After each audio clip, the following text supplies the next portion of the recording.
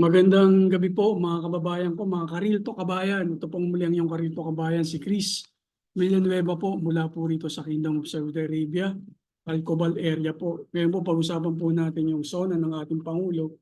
Sinamarize ko na po yung SONA ng ating Pangulo kasi isang oras po yun. Kahapon po kasi yung nag-vlog ako, hindi ko po napansin. Naka isang oras may gitim po ako sa kadaldalang ko. Sa sobra ko pong inis at gigil sa ating busy na may parang saltek sa ulo tungkol po sa rally po ba niya?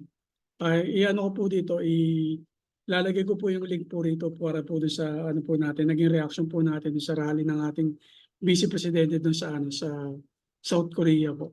So pag-usapan naman po natin yung ano, yung SONA ng ating Pangulo. Bagamat naging maganda po yung mga huling bahagi po ng kanyang SONA, medyo nakulangan po ang yung abang lingkod sa kumbaga pa sa tapang at sa report po ng ating Pangulo ba. Sa kabila ng marami niyo po yung achievements pero parang manipis po yung ano, manipis po yung SONA po niya. Wala po masyadong tapang yung hinahanap po ng marami po nating mamamayan, lalo na po pagdating po sa seguridad po natin. Kasi yung mga previous po si Noynoy, si Digong po, medyo matapang po yung atake po nila kahit sila Fidel Ramos, si Era Estrada, matapang po eh. Maliban po kayo no kay Gloria Macapagal-Arroyo kasi babae po eh. Wala pong problema po ron. Pero si ano naman po, si ano naman po, si Cory Aquino, matapang din po yung pagkakaano po ng SONA niya. So, unahin po natin yung ano, diniscuss po ng ating Pangulo sa SONA niya, yung sa trabaho at kabuhayan. So, ang pagkakasabi ng ating Pangulo ay labanan po din yung kawalan ng trabaho. So, inuutusan niya na tutukan ng DOLE, DTI, DSWD at DOT ang natitirang 4% ng mga Pilipino na walang trabaho. So imagine 4% ng ano natin, ng population po natin. Million-million po yun. Kasi 110 million po yata tayo sa kasalukuyan. So imagine mo po kung ilang percent po yun. Ilang million po yung wala pong trabaho. So pinatututukan po ng ating Pangulo po yan. So paano tututukan? Kumbaga parang wala naman po talaga. Yung pagkakasabi niya po, parang sinabi niya lang po wala po talagang command. Sana nagkaroon mo lang ng command na mismo po doon sa ano sa SONA. Pinagsabihan po na mas ayusin pa, mas pag-igihan pa ang pagtatrabaho ng mga ahensyang nabanggit po niya. Nakukulangan siya. Dapat sinabi niya mga gano'n kahit papaano po. Alam, mabait po yung Pangulo po natin. Alam mo naman, reflection po niya yan. Yung mga sekretary niya po sa mga nabanggit niya pong nabanggit niya pong mga departamento na pinatututukan pa po niya. So sabi niya rin po, suportahan yung maliliit na negosyo. Patuloy po na libreng puhunan, mababang interes at walang collateral para sa mga micro enterprises. Wala naman pong ano po rito, wala naman pong masama. Okay lang po yung kaya lang po, hindi naman po natin alam kung natutupad po yan. Kung ilan po ba mga business person po talaga yung, o yung mga nangungutang para magkaroon po ng business sa Pilipinas. Ilan po bang mga ano po yan, mga tao po yung sinasabi po niya. Parang wala pa naman po ako naririnig ng mga, wala po, ewan ko po sa akin po, wala po ako naririnig ng mga kapitbahay po namin na gusto magtindahan na pinautang po na walang collateral ng bangko. Anyways, sa industriya po, pinalalakas ang sektor ng sasakyan, electronic, biotechnology, pharmaceutical at iba pa. Hindi ko po alam kung paano po nila pinalalakas po ito. Baka nasa plano pa lang po. Yun po yung mahirap. Nasa 3 taon na po yung Pangulo po natin pero planning pa lang. Planning o baka pag-aaralan pa lamang po nila. So sa agrikultura, sinabi niya po yun at sa murang bigas. So kahit pa paano naman po, natupad niya po yung ano niya, yung pangako niya po na magkaroon po ng 20 kilong bigas. Hinabol po niya talaga to. Hindi ko po alam kung hinabol niya po talaga to sa SONA niya tsaka dun sa ano sa eleksyon. Pero nauna yung eleksyon tapos SONA. So siguro po para yung isa sa mga pangako niya check. So ito po, babala po sa mga traders, maigpit na babala sa mga maninipula ng presyo ng palay, bigas, itatrato itong economic sabotage. Sana dito po may ano, babala pa lang po pero wala pa pong napanagot. Although marami na po yata sigurong nahuli silang mga ano, yung mga illegal na mga nag-i-import ng mga ganitong mga o ano, yung mga nagmanipula ng mga presyo ng palay at ng bigas. Sana may masampulan. Di ba po? Kasi Ang taas po ng bigas po natin eh. Recently lang po bumaba eh. Yung malapit na po yung eleksyon at malapit na po yung SONA. Baka pagtapos na naman po ng SONA, magtakasan po ulit yung bigas. Sana po binigyan niya po ng ng command yung Bureau of Customs tsaka yung Department of Agrarian. Kaya po, dapat magbigay po siya ng command, magbigay po siya ng deadline na dapat may masampulan po dito sa mga nagmamanipula ng presyo ng palay at bigas ng ating bansa. Ito po, sabi niya, suporta sa magsasaka, dagdagan ng pondo para sa patubig, makinarya at farm to market roads. Ito naman po, nagagawa po ito ng ating Pangulo. Talagang nakikita naman po natin yan sa mga balita po, lalo na sa Philippine Information Agency. Makita po natin, bibigay po talaga sila ng mga makinarya, pondo sa magsasaka, at saka sa mga patubig at gumagawa rin po talaga sila ng mga daan. Sa enerhiya at tubig naman po, nabanggit niya po, libreng kuryente. Sarap no? Libreng kuryente, yun nga lang po. Ang target na mga bigyan ng libreng kuryente ay 1 million lang po. 1 million sa 100 million plus ng mga Pilipino sa pamamagitan po ng solar power. Baka yung solar power po na yan, eksakto lang po yan para sa isang ventilador at saka isang ilaw. Pero much better na po yan para sa mga kabayan po natin na talagang kapos na kapos po sa pinagkakakitaan at wala pong kapasidad na na magbayad po ng kuryente. So solar power po kailangan po talaga nila. Sapat na isang ilaw, ventilador, okay na po. Huwag na po kayo maghangad ng aircon. O pwede na po sana yung TV, kahit TV po. Di ba po? Para lang mabuhay na maayos ang isang sambahayan o isang bahay ng ng isang pamilyang Pilipino po ba. So baka makapasa rin po yung pinangako po ng ating butihing senador na si Senator Marcoleta na yung mga Pilipino na may 2,000 na konsumo ng kuryente, hindi na po pagbabayaran ng gobyerno. Sasagutin na po yun ng gobyerno. Sana po, kung posible, magawa po yun. Malaking achievement po yun ni Ka Marcoleta po. Yan po kasi yung po niya. Pinaka-highlights po niya sa kanyang kampanya. Malaki po yung bukod po din sa 1 million na magkakaroon ng solar panel. Yung mga iba pa po mga kababayan po natin na kumukonsumo ng 2,000 pa po. Malaking tulong po yun para sa mga mararitang mga Pilipino po. So, diniscuss din po ng Pangulo po yung nangyari pong brownout crisis sa Siquijor. Kaya lang, kulang po yun. Sabi niya, pinagutos niya sa agarang aksyon para maayos ang serbisyo bago matapos ang 2024 o 2025 po. O sana bago matapos. Kaya lang kulang, dapat binanatan niya po kung sino po talaga yung culprit po doon. O yung joint venture ng company o kumpanya na nagsusupply po doon ng kuryente. Nandun naman po yung mga nandun naman po yung mga pamilya po yun eh. Lalo na po nang binanggit niya po yung tubig. Magkatabi po tubig at saka kuryente. Pinatutong ko, dapat dire-diretso niya sinabi yung pamilyang Bilyar. Kasi si Pangulong Noynoy, hindi po siya takot banggitin kung sino po yung mga korap na to eh. Di ba? Ganun din si Duterte. Meron pa nga siya may listahan pa nga po siyang wagayway. Sana ganun din yung Pangulo po natin. I mean, hindi po the same na tactics na sinasabihan o winawagayway. Dapat sinabi na po talaga bago po siya nagsabi, meron na po talagang concrete na kaso na isasampa na pwede na pong dakpin. Kasi in the first place yung tubig po na yan bago pa po mag-eleksyon, problema na po yan ng mga Pilipino. Yung luwa, napakabagal po mag-imbestiga. Ilang taon po ba bago nila ma-imbestigahan po yan? Magbigay po kayo ng pinaling report para mapanagot po itong mga abusadong mga negosyanteng Pilipino po na to na nakaupo ngayon sa pangatlong pinakamataas na pwesto ng bansa. Hindi po ba? Masyadong binibaby ng ating Pangulo yung mga corrupt official po natin sa gobyerno na may posisyon na sa gobyerno. Malalaki pa yung mga negosyo sa Pilipinas na patubig, pakuryente, yung pabahay nila na napakamamahal, napakaliliit, na nakapagtag-ulan, ito matagas naman po talaga. Di ba po?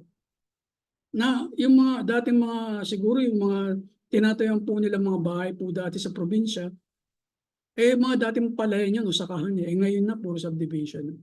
Dapat po tinukoy po ng Pangulo yun. Medyo po masyado po siyang mabait. Tama po yung sinabi ni Tama po yung sinabi sa sinabi po kalimutan ko po yung pangalan po ng host po na yun, si Katunying. Masyado po talaga mabait ang Pangulo po natin. Dapat ano niya po kalahating termino niyo na po, medyo dapat magkaroon na po kayo ng pangit. Magkaroon po kayo ng angas. Tama po yung pagkakahir niyo po kay Tory, dahil yun po maangas po yun. Kaya-kaya po makapagbardagulan po yun sa mga, katulad lang po sa katunggalin niyo po mga Duterte. Kung ako po Pangulo, tapos nasa kalagayan niyo po ako, malamang di po ako kasing bait niyo, maangas po ako, kaya maangang po ako magsalita. Pero kung yung personality ko po katulad po sa inyo, ang i-recommend ako, susuportahan ko po na maging Pangulo, susunod na Pangulo, bubuhusan talaga ng financial para sa financial campaign, financial para sa campaign po niya sa presidential. Si Torre po, si Nicolas Torre po. Kasi maanghang magsalita po yung matapang, walang kinatatakutan, at marami pong alas sa mga kalaban po niya, in particular sa mga Duterte.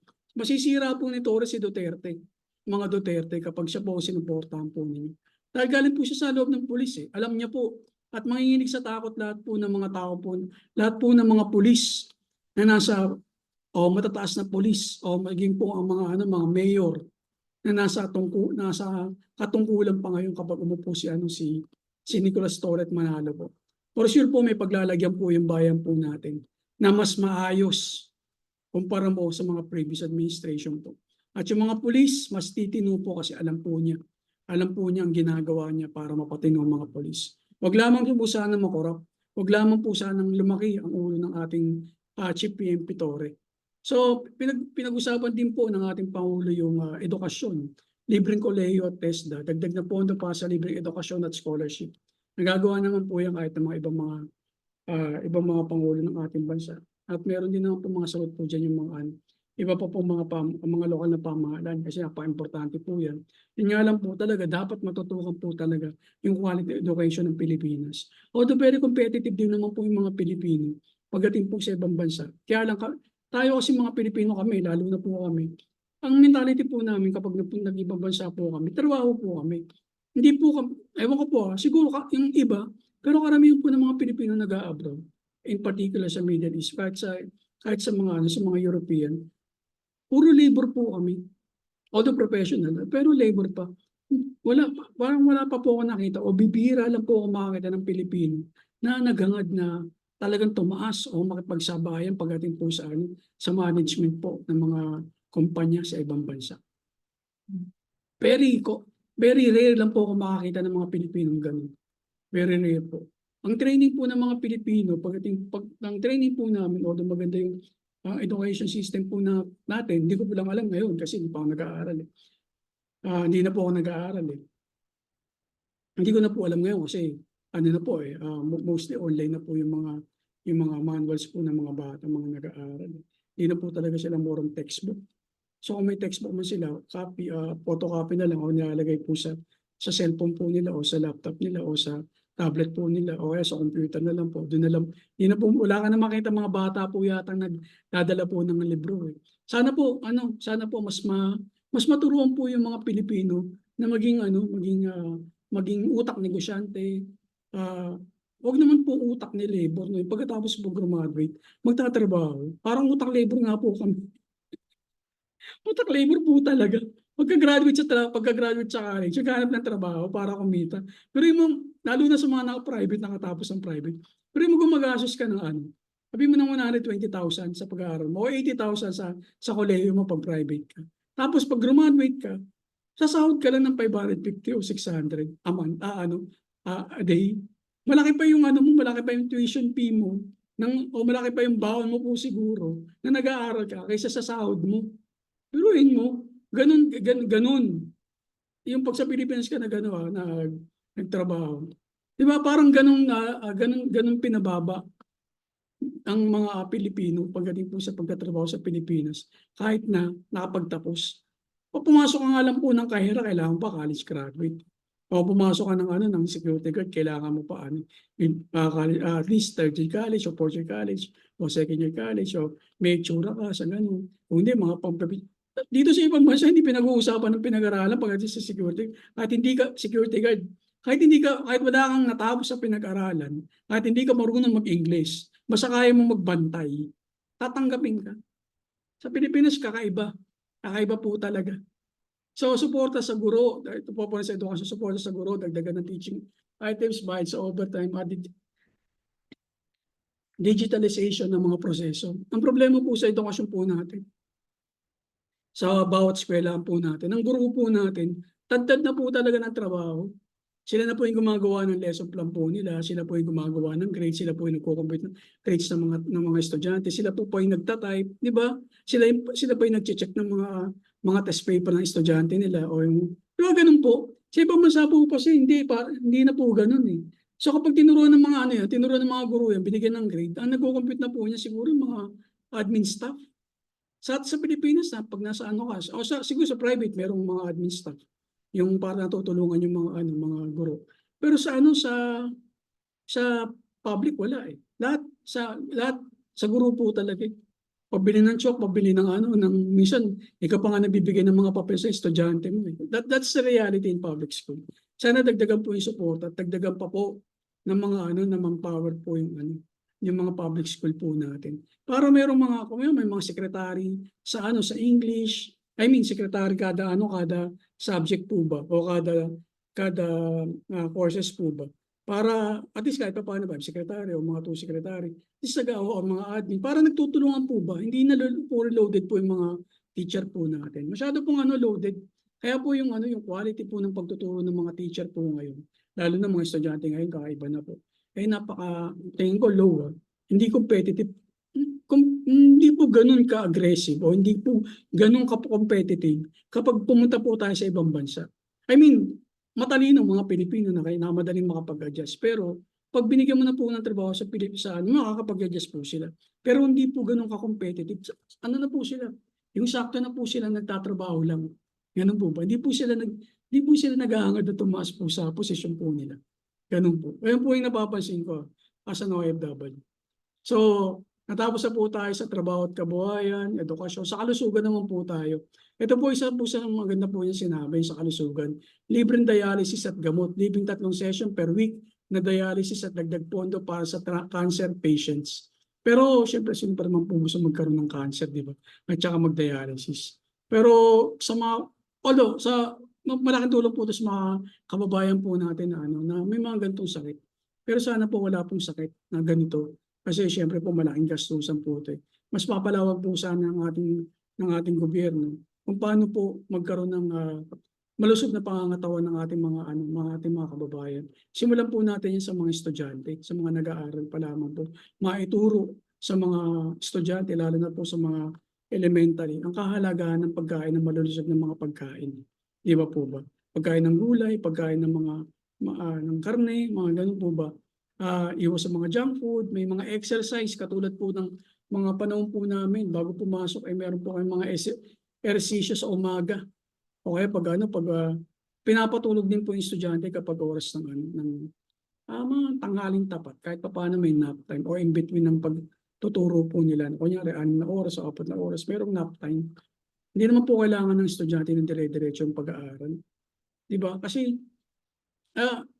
ano na po natin, i-accept po natin, hindi po kayang absorb po lahat ng estudyante, yung mga tinuturo ng teacher, lalo na po napakahaba po ng oras.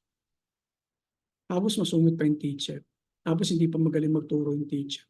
Boring pa magturo, wala man lang creativity, di ba po ba? Yung estudyante mahina, gutom at mahirap at puyat, hindi po nila maiintindihan. Sana yung naintindihan po ng mga natin, ng mga politiko po natin, mga leader ng bansa po natin. Napanag-hire po kayo ng mga sekretary na po sa DepEd. Sana po meron po silang may creativity po sila na kung paano po mas mapapabuti yung mga pag-aaral sa pa lamang po, sa elementary pa lamang po. Kasi pag magagaling ang mga elementary students po natin, for sure yan pagdating ng high school hanggang sa college po. Po yan, mag-e-excel po yan. Pero kapag mahina po elementary po natin, Wala. Pagdating po ng high school, dropout na po yan. Hindi na po makakapag-college po yung iba po dyan. Ganun po yun. At sasuportahan din po natin kahit papaano sa mga pagkain. Hindi naman po siguro kamahalan po yung ibibigay ng gobyerno na pagkain po dyan. Sapat na po sila na magano po sila, magkaroon po sila ng komisary po ba?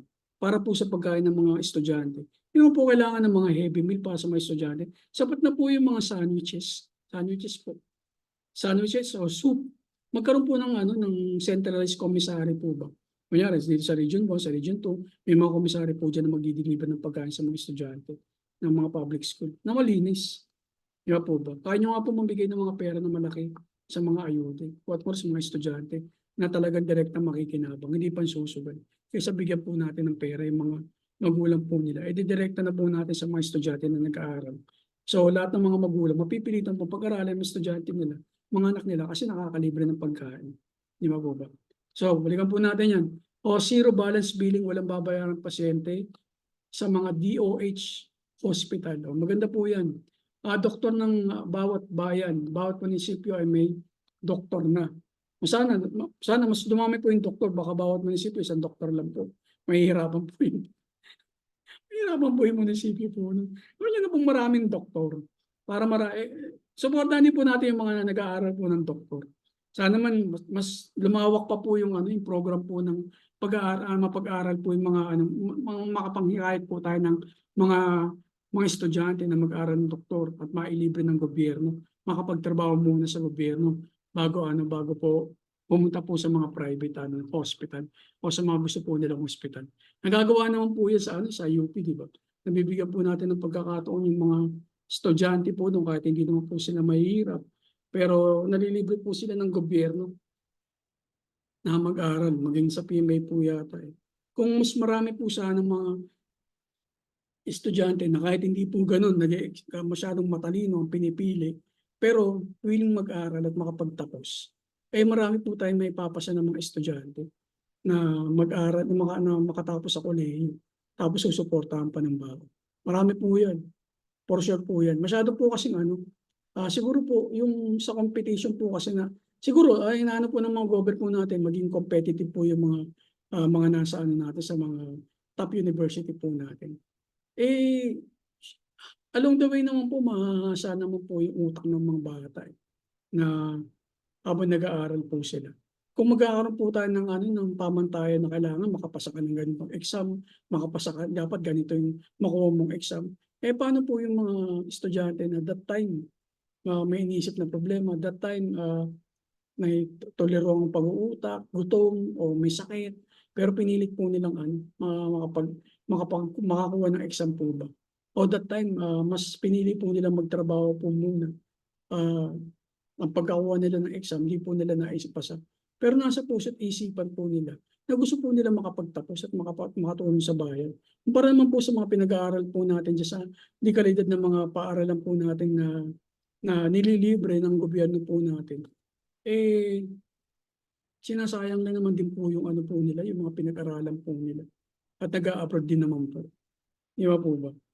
Dapat yung mga government universities po natin, yung state universities po natin, kung libre po yan, magkaroon po sila ng obligasyon na ibalik po nila yung serbisyo po nila sa bayan o sa lugar po nila kapag napagtapos po sila ng pag-aaral. Since na nilibre naman po sila. Magkaroon po ba ng parang charity work muna. Pero may bayad, syempre. Paano mabubuhay yung Yan po. Kailangan po. Sa infrastructure po, balik po tayo. Sinabi po niya, libreng bus o libreng bus. Love bus. Balik ang libreng bus service sa Davao at Cebu at posibleng palawakan sa ibang rehiyon. Okay, dagdag bus lang po yan. Okay, Bataan, Cavite, Interlink Bridge, pabawasan ng biyahe mula sa 5 oras. Patungungong, 45 oras, 40 minuto na lamang po. Wala pa po. Wag nandiyan na po, medyo papalakpakan po natin. Mindanao Connectivity Project, pagpapaganda ng mga daan sa Cagayan de Oro, Davao at General Santos. So, yun pa lamang po yung mga aim po nila na matapos po. Within this year po yata yan. Sana within this year po. So, wala pa. So, drawing pa lamang po. Siguro drawing pa lang. kapayapaan ng seguridad, paglaban sa droga. Yan po, saludo po ako sa ating Pangulo. Talaga naman po talaga, napakadaming mga droga ang nahuli po nila. Biruin mo, 83 billion na halaga ng drogang nakumpiska at 153,000 ang mga nahuli. Kasama po dyan yung mga malalaking isda na hindi lang pinapangalanan. So 153,000 po ang nahuling mga drug addict, mga BOBO na DDS, 153,000. Sabi niyo walang nahuhuli, may nakukuha lang mga droga. Gamitin niyo po utak niyo ha, minsan. Pag sinabing dagat, malamang wala silang mahuhuli sa dagat.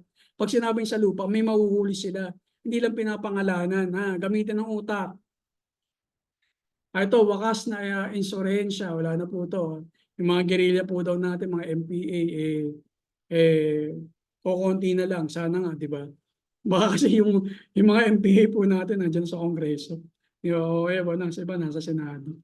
Paglaban po sa krimen, ito po okay po ako dito. Kasi nang inano niyo na po si Nicolas Torre, mas naging maayos po yung ano po natin, yung kapulisan po natin. So saludo po ako sa inyo dito. Sabi ko nga po, Pangulo, kung mapapakinggan niyo po ako at mapapakinggan niyo po ibang mga vlogger na nananawagan na suportahan niyo po si Nicolas Torre. Ito po yung pang-ano niyo, pambardagulan niyo sa mga Duterte para ma-totally ma-wipe out po ang Duterte dahil sa mga pag-uugali po nila at panghaharas po sa inyo. To, yung pandaigdigang ugnayan po natin to, dito galit na galit po si ano eh. Galit na galit po ng ating Vice Presidente kasi wala po daw tayong independence foreign policy.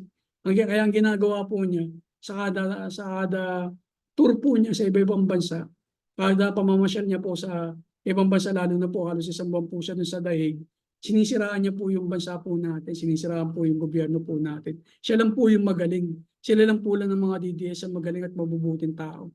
Yung mga hindi mga DDS at saka hindi mga Duterte o yung mga gobyerno ng Marcos, yan mga bobo, ano po yung paningin po nila. So sabi ng ating Pangulo sa ating foreign policy, friends to all, enemy to no one. Patuloy ang mapayapang foreign policy at handa ang Pilipinas sa ASEAN Summit 2026 po. So pinaghahandaan na po yan kasi tayo na po yung sa susunod na taon po. So ito po yung sa flood control po, dito po ako pumalakpak po sa kanya. Yan, pinapalakpakan ko po ang ating Pangulo. So sabi po niya sa anti-corruption po niya, yung flood control project, iimbestigahan ng mga palpak at coast project sa DPWH. Dapat lamang po, inutusan niya po ang DPWH ibigay yung listahan sa kanya ng mga project mula ng 2000 ng 3 taon ng panunungkulan ng ating Pangulo at repasuhin po niya. At maglabas sila ng mga listahan, isa sa publiko nila ang mga proyekto na may anomalya at mananagot ang mga may sangkot. Tama po yan. Tama po yan. Pero sana po totohanin niyo po yan. Sana po ilabas niyo rin po yung report po ng LUWA.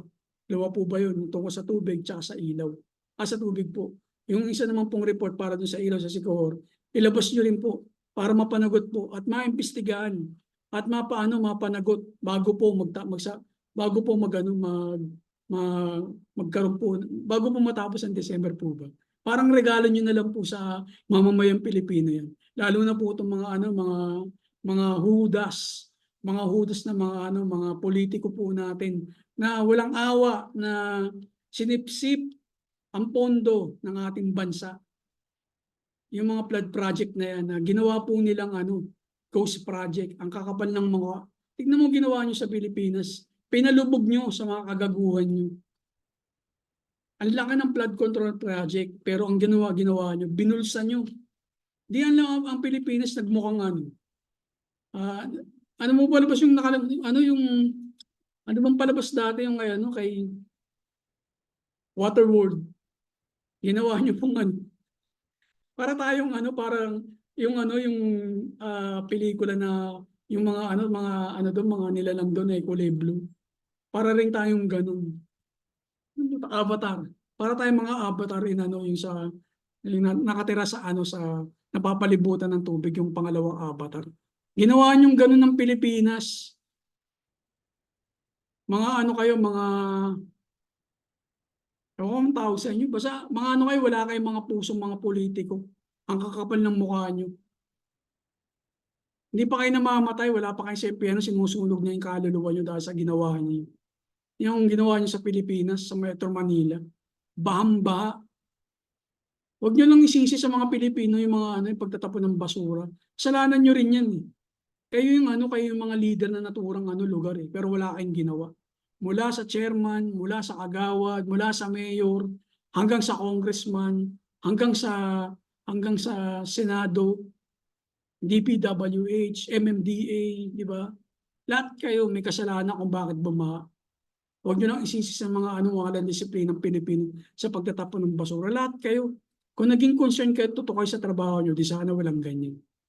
Pabaya kayo. O lahat nagpabaya. Diba? O yan, nalunod kayo sa tubig. Ang laki ng ginawa niyong perwisyo. Naging buwisit kayo sa natin sa bansa natin. Ito yung strict budget policy, hindi aprobahan ng budget na hindi align sa National Expenditure Program. Sana po, mahal na Pangulo, huwag lang po salita. Kasi po marami po sa mga sumusuporta po sa inyo. Naiinis na. Masyado po kayong mabait, masyado po kayong pinapadaan nyo lamang po yung mga oportunidad na dapat po pinagbabayaran po ng mga corrupt officials. At taon na lamang po ang termino po niyo, napakaliit na po.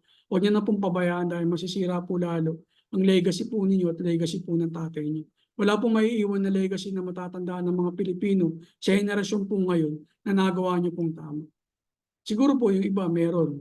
Pero baka mas marami po yung wala pong makitang magandang nagawa po kayo sa Pilipinas. Kaya sana po wag niyo pong sayangin yung pagkakataon na binigyan pa po kayo ng pagkakataon maging Pangulo ng ating bansa. Meron pa po kayong 3 taon. Pagigihan niyo pa po. Pagigihan niyo pa po. Naniniwala naman po kami. Mabuti kayong tao. Mabuting tao ang mga anak niyo dahil kitang-kita po namin. Napaka-supportive po ng asawa niyo. Magkaroon lamang po kayo ng tapang at magkaroon lamang po kayo ng tutok sa trabaho. At palagutin niyo po yung mga yung mga hindi po talaga gumagalaw sa gobyerno po ninyo. Yung lamang naman po hiling po ng mga tao, kahit yung mga iba pong mga nasusway po ng mga DDS na hindi naman po talaga DDS. Kasi wala po kayong tapang ng konti. Mas natatalo po kayo ng mga maling balita o yung mga fake news. Kasi mas napaniwalaan po nila yun. Kasi mas maingay po sila eh. Tahimik po kayo. Di ba po ba? So meron pong problema. Ang mga Pilipino po ay po sa tahimik na tao. Kasi ang tahimik na tao po minsan parang sa atin po kasi parang sa kultura po natin pag tahimik ka, hindi ka pwedeng maging leader. Kahit sa school naman po, di ba, sa elementary, ang binaboto po natin matatalino o yung mga leader natin, president o vice president. Bukod sa matalino na, nandun po yung pagiging niya po, kaya niya pong tumindig sa harapan na magsalita at magsabi po ng kung ano po yung gagawin. Hindi po yung magsasabi ng gagawin pero malamya o ang